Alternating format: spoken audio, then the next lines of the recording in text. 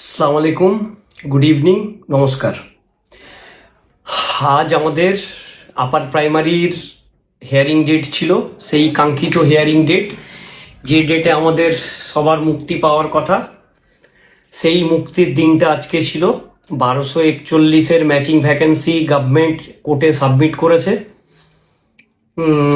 সেই ভ্যাকেন্সিটাতে 1241 মধ্যে 1177টা matching vacancy ওনারা সাবমিট করেছেন।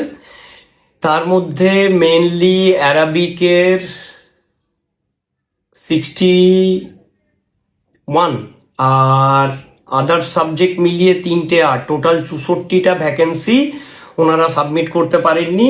ওনাদের বক্তব্য হলো এই 1177 দিয়ে কাউন্সিলিংটা স্টার্ট হবে, তার পরবর্তীতে নন জয়নিং সিট দিয়ে এই যে 64 জন পড়ে থাকবে তাদের কাউন্সিলিং কমপ্লিট করা হবে। এবারে যেটুকুনি আমরা বুঝতে পারছি, নন জয়নিং সিট অ্যারাবিকের যদি 61টা হয়, তাহলে অ্যারাবিকের 61টা নন জয়নিং আসা অলমোস্ট ইম্পসিবল। তো অ্যারাবিকের ভাই বোনদের উদ্দেশ্যে বলবো যে আপনারা নিশ্চিন্তে থাকুন, কোর্ট আমাদের সংরক্ষণ দিয়ে রেখেছে। এই 1241 প্রত্যেকটা ক্যান্ডিডেট স্কুলে যাবে।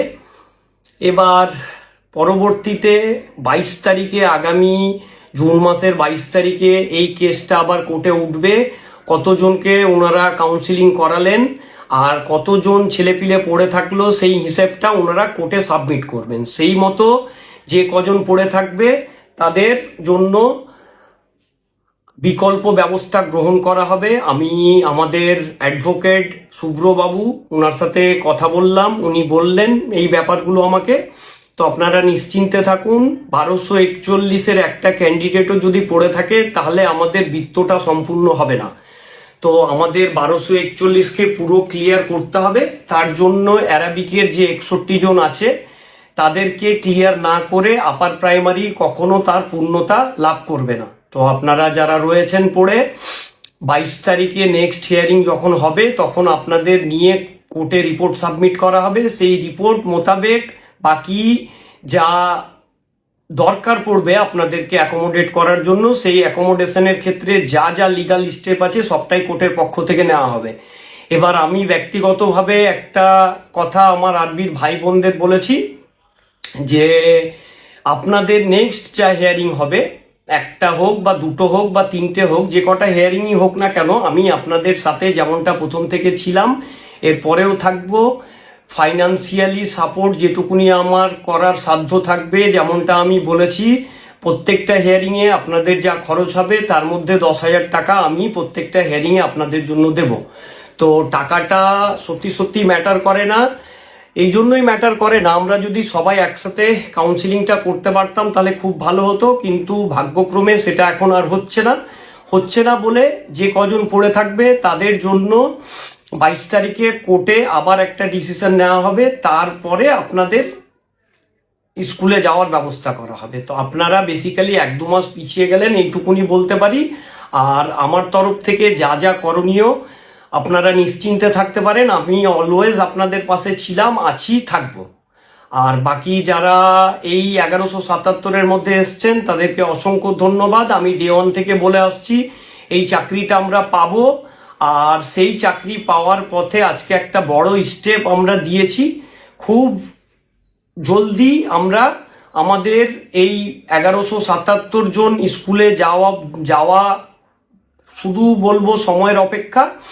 কয়েকদিনের মধ্যে স্কুল লিস্টটা পাঠিয়ে দিলে তারপরে কাউন্সিলিংয়ের নোটিশ আসবে, আর যে কজন পড়ে থাকবে তাদের আগামী 22 তারিখে কোর্টে গিয়ে তাদের জন্য ব্যবস্থা গ্রহণ করা হবে।